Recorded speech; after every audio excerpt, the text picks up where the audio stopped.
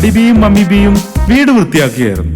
Mummy ബിയും ഞാനും ഈ വീട് വൃത്തിയാക്കിയപ്പോൾ ഒരു പഴയ ബോക്സ് കിട്ടി.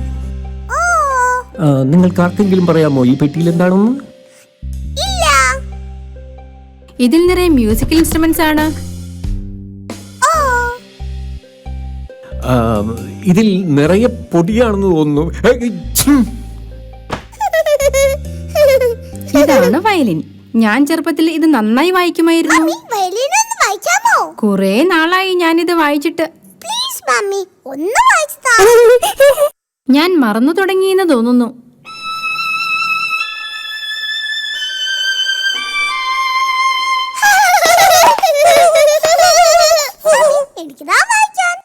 മീനു, ഇത് ഇങ്ങനെ പിടിക്കണം.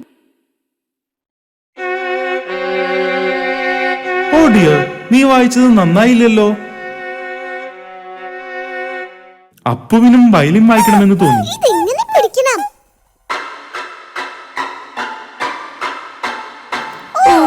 അയ്യോ, ഇത് ശരിയായില്ലല്ലോ. മീനു, നീ ഈ ഡ്രം ഒന്ന് വായിച്ചു നോക്കിയേ. ഇത് പിന്നെയും ഭേദമാണ്. നന്നായിട്ടുണ്ട്. അതെ, ആ ശബ്ദം മനോഹരമായിരിക്കുന്നു. ഇത് ഡാഡി ബിയുടെ പഴയ അക്വേഡേനാ. ഞാനിത് വായിച്ചിരുന്നത് മമ്മിയെ സന്തോഷിപ്പിക്കാൻ വേണ്ടിയാണ്. ഓ ഡാഡി ബി, ഞാനിപ്പോ അതൊക്കെ ഓർത്തു പോവുകയാ. മീനുവിന് ഡ്രംസ് വളരെയധികം ഇഷ്ടമായി.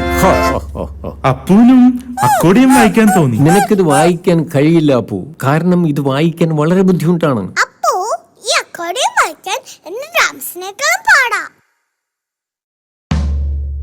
ശരി അപ്പു, നീ ഒന്ന് നോക്ക്.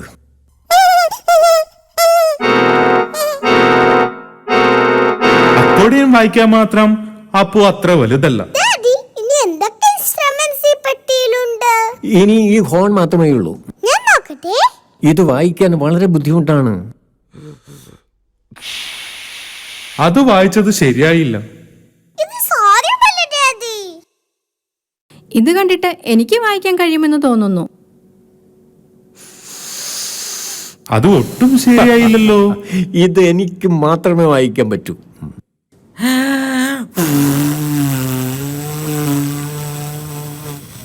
ഇതും ശരിയായില്ല. മീനു പറഞ്ഞത് ശരിയാ, ഇത് അത്ര എളുപ്പമല്ല വായിക്കാൻ. വിഷമിക്കേണ്ട ഡാഡി ബി, നിങ്ങൾ അതിമനോഹരമായി അക്കോർഡിയൻ വായിക്കുമല്ലോ. ഓക്കെ, ഞാൻ നല്ലതുപോലെ അക്കോർഡിയൻ വായിക്കാം. ഞാൻ എന്റെ വയലിൻ വായിക്കാം. മമ്മി ബി വയലിൻ വായിച്ചു, ഡാഡി ബി അക്കോർഡിയം വായിച്ചു, പിന്നെ മീനു ബി ഡ്രംസും വായിച്ചു. പക്ഷേ അപ്പു എന്ത് ഇൻസ്ട്രുമെന്റ്സ് വായിക്കും?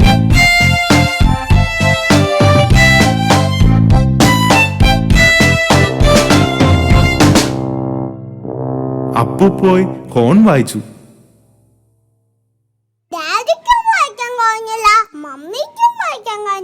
പിന്നെ എനിക്കും വായിക്കാൻ കഴിഞ്ഞില്ല. പക്ഷേ അത് അപ്പൂന് വായിക്കാം.